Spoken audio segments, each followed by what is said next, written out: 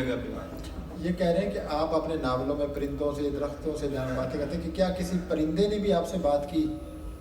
اب دیکھیں نا، آپ مجھے مقبوض الآواز سمجھ سکتے ہیں کہ وہ میں ہوں، لیکن ایسا ہے، مطلب لمبی بات ہو جائے گی، پرندوں پہ آئے گی تو بہت لمبی بات ہے۔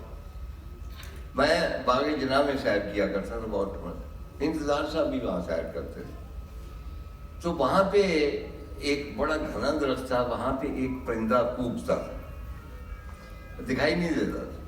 تو ایک دن میں نے نیچے جا کے اس کی کاپی کی، جس طرح وہ خاص کوبتا نا، ہو ہو ہو کر کے، جو بھی۔